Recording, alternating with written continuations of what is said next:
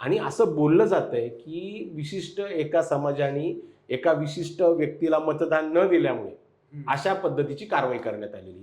आता हे कितपत योग्य आहे हे वेळ सांगेल. आता हे नवीन वसलेलं शहर असं लोक मानतात, पण याचा डीपीआर 97-98 साली झालेला आहे सनी सर. मग 97-98 साली जर तुमचा डीपी झालेला आहे तर आतापर्यंत मग तो पेंडिंग का होता? आज रात्री जर तुम्ही एखाद्या आमदारबरोबर आहात, उद्या तो आमदार कुठल्या पक्षात असेल याचं तुम्ही सांगू शकत नाही. म्हणजे कुठला विचार राहिलेला नाहीये. साहेब जसे डॉट असतात, डॉट त्या पद्धतीने लोक त्यांच्याबरोबर कनेक्ट आहेत.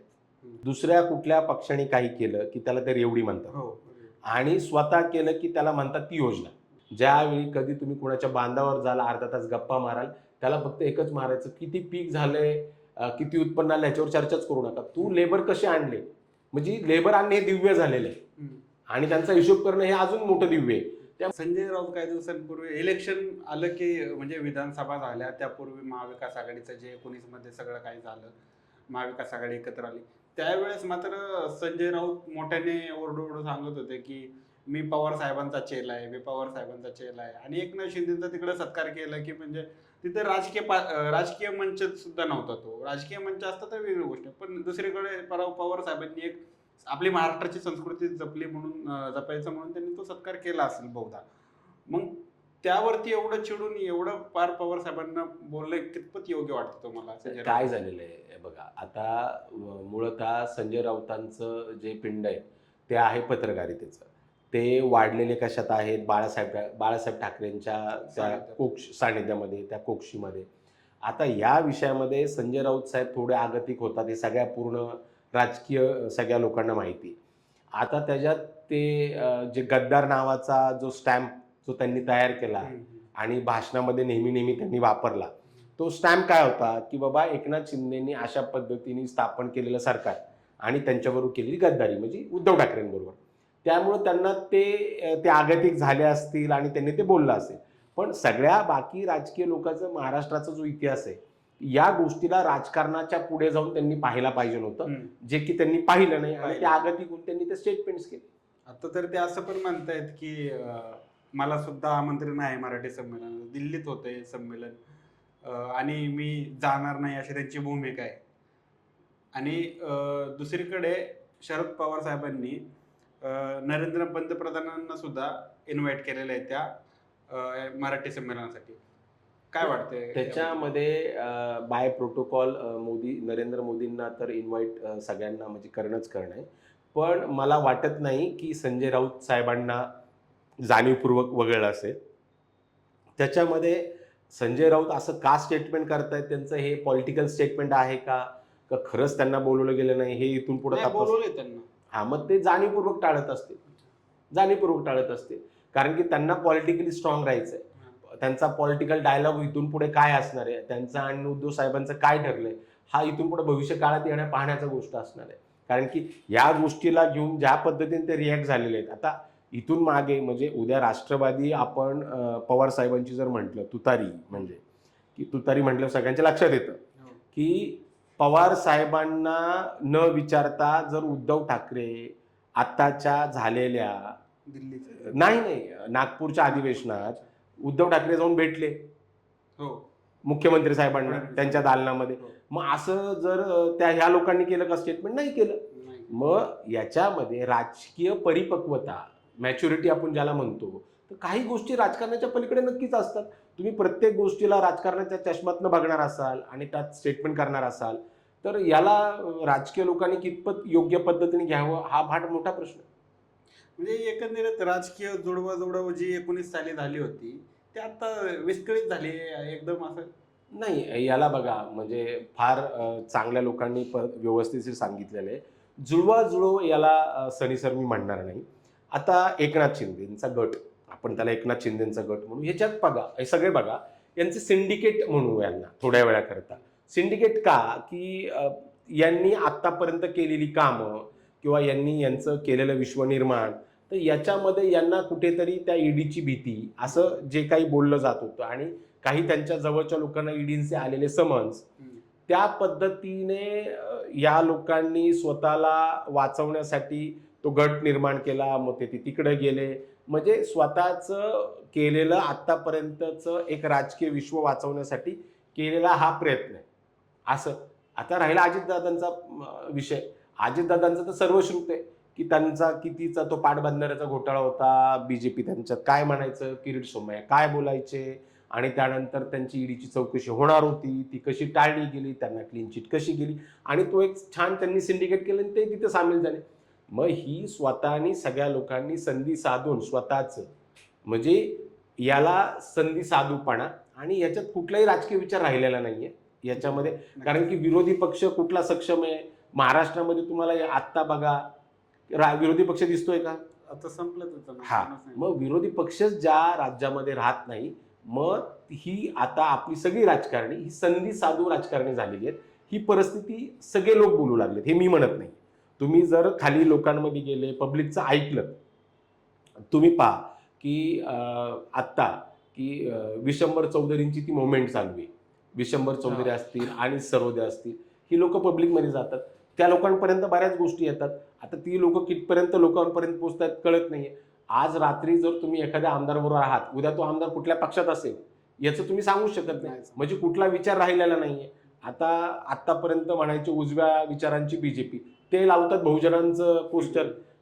तुम्ही फडणवीस साहेबांच्या इलेक्शनला लाडक्या बहिणीच्या अगोदर बहुजनांचा वाली, बहुजनांचा चेहरा असं त्यांचं लावलं. बहुजन असतील किंवा शाहू फुले आंबेडकर हे नाव ते खुलेपणाने वापरत आहेत, त्याला कुठलाही विरोध नाहीये. मग आता कोण कुठल्या विचाराचा, हा फार मोठा संभ्रम निर्माण झालेला आहे. त्यामुळे हे सगळे राजकारणी संधी साधू राजकारणी झालेले आहेत. प्रत्येकाने आपापलं सिंडिकेट वाचवण्यासाठी पक्ष बिक्ष हा कुठलाही विचार आता अस्तित्वात राहिलेला नाहीये.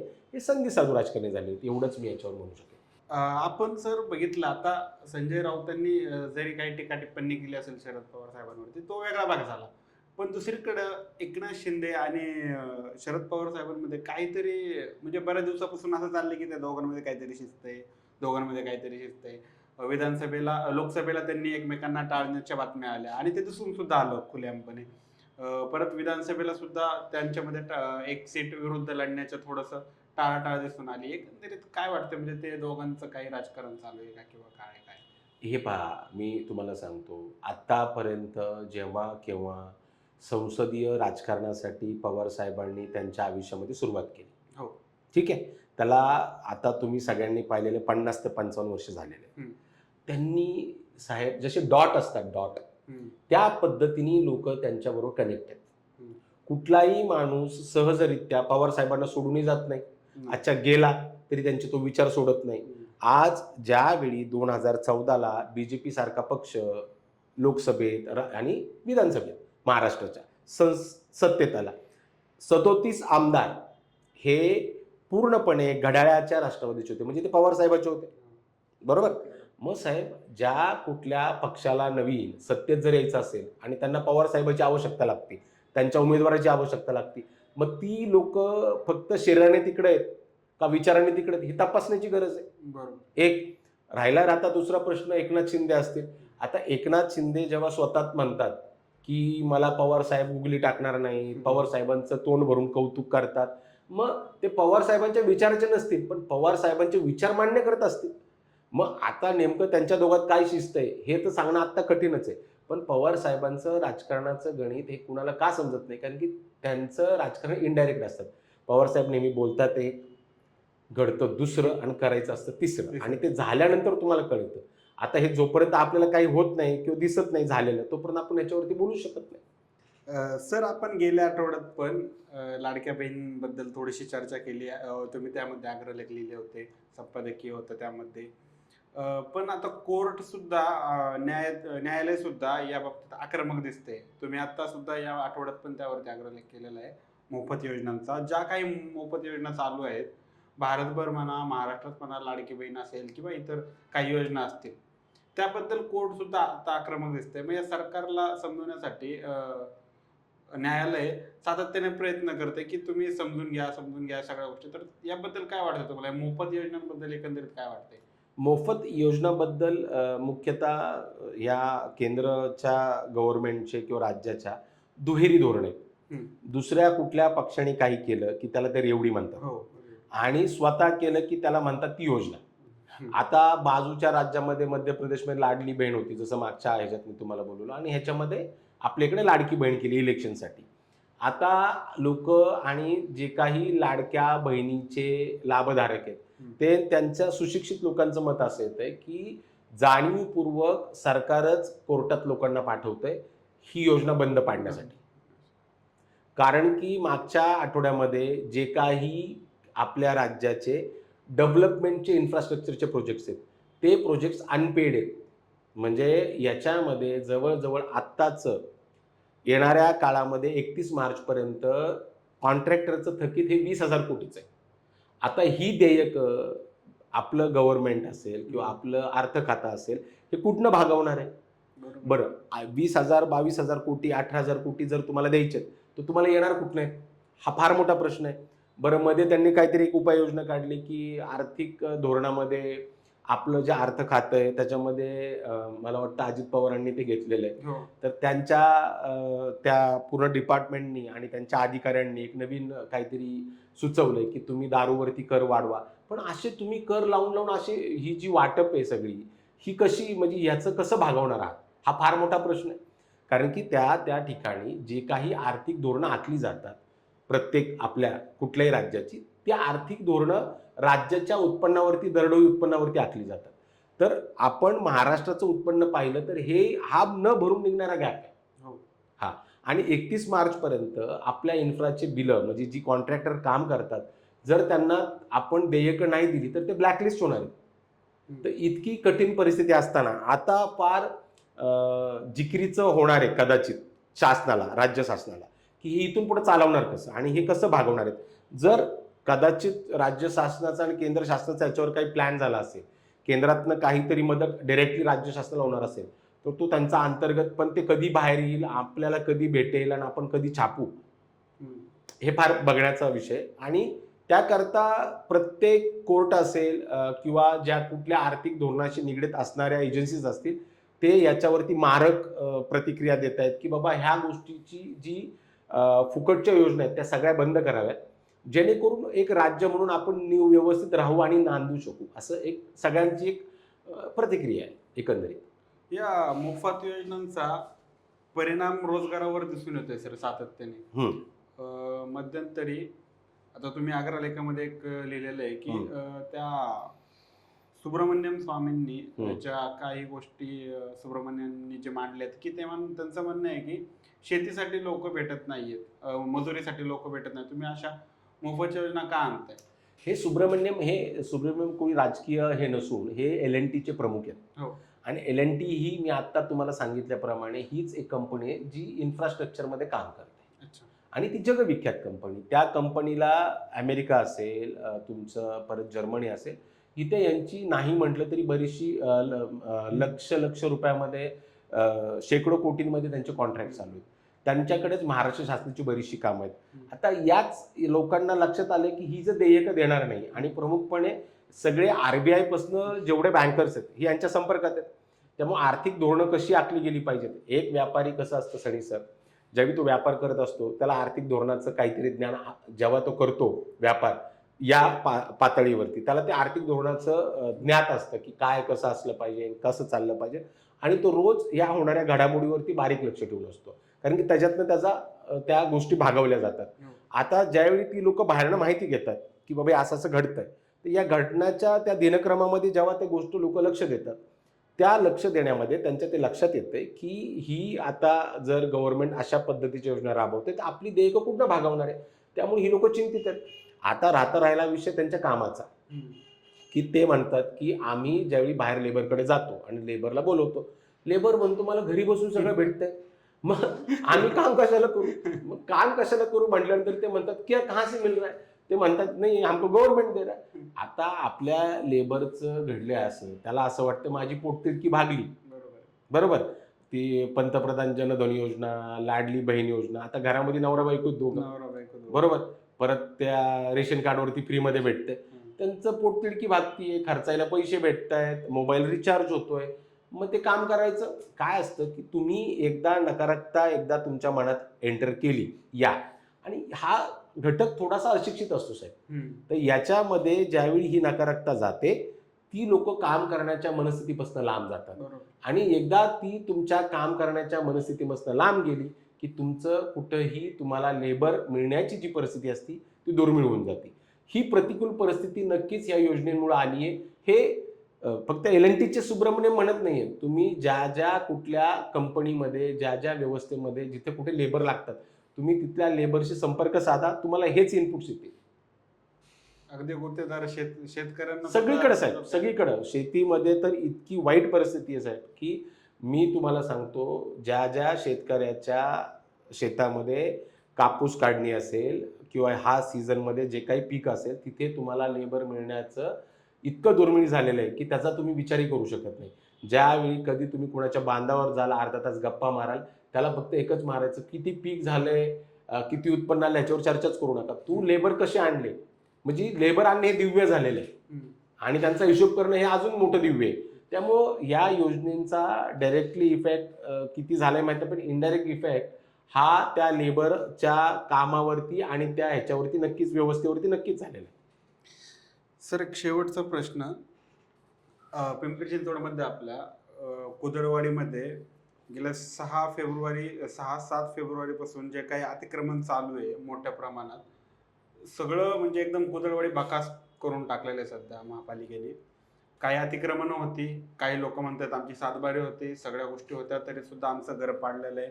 आणि या परिस्थितीत तिथं जर तुम्ही संध्याकाळी गेले तर भयानक परिस्थिती, लोक अक्षरशः भीक मागतात. जे तिथं मजदूर होते, जवळपास 1 लाख लोकांचा रोजगार गेला अशी माहिती समोर आहे प्रमुख. तर एकंदरीत काय वाटतं या कारवाईबद्दल तुम्हाला? मी पहिलं तुमच्या त्या भीक मागतायत ह्या विषयावर जाईल. काय झालं साहेब, की तिथे अनेक राज्यामधनं, म्हणजे ते कुठलाही जात असेल, समाज असेल, पंथ असेल, तिथं लोक स्वतःच्या उदरनिर्वाहासाठी येत होते. बरोबर. हो. आता एक अमुकच समाज तिथे येतो, तो राहतो, तो मोठा होतो, असं म्हणणं मी योग्य नाही. तर ही लोक ज्यावेळी तिथे यायची, तिथे राहायची, तर आत्ता विधानसभेच्याच नाही, कुदळवाडीचा इतिहास असायचा आहे की तिथे मूळतः जी स्क्रॅपची दुकानं म्हणू आपण, स्क्रॅप असेल किंवा एका विशिष्ट समाजाची दुकानं जास्त प्रमाणामध्ये होती. तर त्या लोकांशी आम्ही ज्यावेळी चर्चा केली, त्यांचं म्हणणं असं, आम्हाला कुठली नोटीस दिलेली नाहीये, ठीक आहे, की आम्ही तोडणार आहोत. त्यांना फक्त वर्बली सांगण्यात आलं. आता तिथं दुकान जी काही संख्या आहे तुटलेल्याची, ती संख्या आहे जवळजवळ 3000. आणि एवढ्या प्रमाणामध्ये जर अतिक्रमणाची कारवाई तुम्हाला करायची आहे, तर म्हणजे त्याचं काही नियमावली आहे. म्हणजे जी नियमावली आम्ही वाचली, त्याच्यासाठी तुम्हाला पेपर नोटीस करणं आहे, त्या लोकांना तिथनं स्थलांतरित होण्यासाठी वेळ देणं आहे. पण ज्या घाऊक पद्धतीने, आणि आत्तापर्यंत आपण UPच्या गव्हर्नमेंटबद्दल वाचत होतो की बुलडोझर सारखं, पण इथे बुलडोझर शासन नाही, बुलडोझर काय झाले आपलं, महापालिका. बुलडोझर महापालिका झाली. आपल्या अधिकाऱ्यांनी रात्रीच्या 3 वाजता कारवाई चालू केली. तिथं जवळजवळ तुम्हाला सांगतो, पोलीस कर्मी म्हणजे 600 ते 700 पोलीस कर्मी लावलेत. आणि या पद्धतीने जेव्हा तुम्ही एखाद्या बळाने अशा पद्धतीची कारवाई करता, तर माणसं किंवा व्यक्ती कुठल्याही समाजाची असू देत साहेब, ती घाबरून जातात. आणि असं बोललं जातंय की विशिष्ट एका समाजाने एका विशिष्ट व्यक्तीला मतदान न दिल्यामुळे अशा पद्धतीची कारवाई करण्यात आलेली. आता हे कितपत योग्य हे वेळ सांगेल. राहिला दुसरा विषय, ते कुणी असू द्यात, जी भीक मागण्याची वेळ आलेली ती ह्याच्यामुळे आली की त्या लोकांना तिथे आता रोजगार राहिलेला नाही. कारण की जो त्यांच्या हातामध्ये रोज संध्याकाळी ती दिमडी ज्याला म्हणतो आपण, ते टिकवणारा माणूस जो होता साहेब, तो तिथे राहिला नाही. जर त्यांची मालक नावाची व्यवस्था निघून गेली, तर तुम्हाला तिथे जर तुमच्या हातावरती ती दिमडी पडणार नसेल, तर तुम्हाला खाऊ कोण घालणार. आता तिथनं जर त्यांच्याकडे ते नसेल, त्यांचं आर्थिक नियोजन नसेल, मग त्यांना जाण्यासाठी पैसे नाही राहिलेले, आणि ती संख्या 1-2 शेकडो नसून ती हजारोतली. त्यामुळे ती लोक, आता मला वाटतं काल रात्री आम्ही तिथे होतो, तिथं बऱ्याचशा आजूबाजूच्या काही धार्मिक स्थळांनी फ्रीमध्ये अन्न वाटप असेल किंवा ते अन्न वाटपाचे छोटे छोटे पॅकेट्स असतील, ते व्यवस्था केलेली. पण अशा पद्धतीच्या कुठल्या तरी अतिक्रमणाच्या कारवाईला प्रशासनाने एवढ्या घाऊक पद्धतीने मदत करावी, हे फार मोठं प्रश्न निर्माण करणार आहे. म्हणजे पिंपरी चिंचवड सारख्या एका जी उद्योगनगरी असेल, तिला एक कल्चरल वारसा आहे, ती काय एकदम असं नवीन येऊन वसलेली नाहीये. तुम्ही प्रत्येक गावामध्ये जा, त्या गावाला वारसा आहे, तिथं अनेक गावं एकत्रित समाविष्ट आहेत. त्या गावामध्ये जुनी मंदिर आहेत. तर आपण हे नेमकं काय करू पाहतोय आणि आपल्याला याच्यातनं काय साध्य करायचंय, हा येणाऱ्या काळाचा फार मोठा, त्या ज्या कुठल्या प्रशासनाचे अधिकारी असतील किंवा कुठल्या ज्यांनी कोणी ह्या व्यक्तीने हे निर्णय घेतले असतील, त्याला उत्तर देण्याची वेळ नक्कीच येणार आहे साहेब, 100%. सर, आपण बघितलं की जे काही घरं पाडलीत किंवा शॉप्स मोठे मोठे पाडलेत त्या ठिकाणी, त्यांचं असं म्हणणं आहे की आम्ही टॅक्स भरत होतो, आम्ही टॅक्स पेयर होतो, महापालिका आमच्याकडून टॅक्स भरत होती. आणि मुळात या महापालिकेने ज्यावेळेस त्यांना कारवाई करायची होती त्याच्या काही दिवसांपूर्वीच तुम्ही संपूर्ण टॅक्स भरा असं सांगितलं होतं, नाहीतर तुमच्यावर कारवाई केली जाईल. मग टॅक्स भरल्यानंतर परत ते 10-15 दिवसांनी यांनी कारवाई केली. 15 दिवसांचा यांना टायमिंग देऊन 12व्या दिवशीच कारवाईला सुरुवात केली. नाही, याच्यात सनी सर, आता या बघा कसं आहे माहिती आहे का, की 3,000 व्यवस्थापनाचं आपण तपास करणं आणि माहिती मिळवणं आणि त्याच्यावर स्टेटमेंट करणं हे फार आता आगतिकचं होईल. पण मला हे म्हणायचं आहे की आपलं शासन प्रशासन आत्तापर्यंत चालतं कसं, की आपण पब्लिकचा विचार करतो. कुठलाही लोकप्रतिनिधी असेल, कुठला अधिकारी असेल, त्याला पहिलं सांगितलं जातं की तू पब्लिकचा विचार पहिला कर. आता नेमकी कारवाई करण्याचे अनेक कारणं पुढे येत आहेत. आता टॅक्स हे एकच कारण आहे का, तर मला वाटत नाही तेवढंच कारण असू शकेल. त्यामुळं तो येणारा वेळच याचं उत्तर देऊ शकेल. कारण की आपली साहेब ही जी व्यवस्था आहे इतकी खोल आहे की 12व्या दिवशी केलं का, मग टॅक्सची नोटीस आलीच होती का, मग तो टॅक्स पेअर होता का, हे तपासणं गोष्टी गरजेच्या आहेत. कारण की याच्यामध्ये प्रशासनालाही मला असं वाटतं काही बऱ्याच गोष्टींची उत्तरं द्यावी लागणार आहेत. आता ज्या बऱ्याचशा लोकांना आता त्या दिवशी आपल्या स्टुडिओला 1-2 तिथल्या गाळाधारकांनी भेट दिली, ती लोक कोर्टात चालली आहेत. तर येणारा वेळ ठरवेल की नेमकं बाबा ह्याची दिशा काय असणार आहे. कारण की एवढी मोठी कारवाई मी माझ्या पूर्ण या पत्रकारितेच्या ह्याच्यामध्ये पाहिलेली नाही. प्रचंड मोठी कारवाई आहे आणि याचं वेळ आल्यानंतर पुढे भविष्यात याचं उत्तर नक्कीच प्रशासनाला आणि तिथले जे कोणी ज्या माणसांनी व्यक्तींनी याचा निर्णय किंवा ह्या प्रशासनाला या बाबतीमध्ये मदत केली त्याचा त्यांना उत्तर नक्कीच द्यावं लागेल. आता ती जागा एकंदरीत म्हणलं जातंय की यांना महापालिकेला बिल्डरच्या कशात घालायची, अशा या चर्चा. मी तेच म्हटलं ना साहेब, याच्यात अनेक चर्चा आहेत. बिल्डर लॉबी तर कॉमन विषय असतो. तुम्ही मुंबईचा चर्चा करा, तुम्ही आता हे नवीन वसलेलं शहर असं लोक म्हणतात, पण याचा DPR 97-98 साली झालेला आहे सनी सर. मग 97-98 साली जर तुमचा DP झालेला आहे तर आतापर्यंत मग तो पेंडिंग का होता, मग त्या लोकांना तुम्ही का वाढून दिलं, तर मग याच्यामध्ये ह्या गोष्टी फार खोल आहेत, याच्या इतिहासात जावं लागेल. त्यामुळं याला इतके पदर आहेत, तर तो पदर येणाऱ्या भविष्य काळामध्ये मला वाटतं हळूहळू पुढे यावेत आणि आपल्यासारख्या पत्रकारांनी ते पुढे आणावेत. विशेषतः म्हणजे मला धन्यवाद माझ्या प्रेक्षकांचे, जे कोणी लोकतंत्र पाहत आहे आणि आमच्या विचारांना त्यांनी बिनधास्तपणे कमेंट बॉक्समध्ये त्यांना जे काही वाटेल त्यांनी ते लिहावं. हे विचार माझे व्यक्तिगत नसून जे आजूबाजूला घडतं ते आम्हाला असं वाटतं आपल्या वाचकापर्यंत, आपल्या दर्शकापर्यंत ते पोचावं. कारण की आम्ही दैनिकातही लिहित असतो आणि डिजिटल माध्यमातून, यूट्यूबच्या माध्यमातून तुमच्यापर्यंत येत असतो. त्यासाठी सगळ्या माझ्या प्रेक्षकांचे, तुम्ही हा यूट्यूब चॅनल पाहताय म्हणून खूप खूप धन्यवाद. थँक्यू. धन्यवाद सर.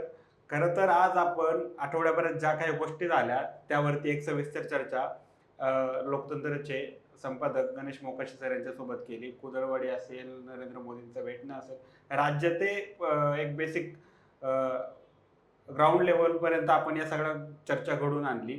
यामधून अनेक गोष्टी आणि मुद्दे समोर आलेले आहेत. त्याबद्दल तुमची मते काय आहेत खाली कमेंट बॉक्समध्ये कमेंट करून आम्हाला नक्की कळवा. आणि दैनिक राज्य लोकतंत्रच्या यूट्यूब चॅनलला नवीन असाल तर चॅनलला नक्की सबस्क्राईब करा. धन्यवाद.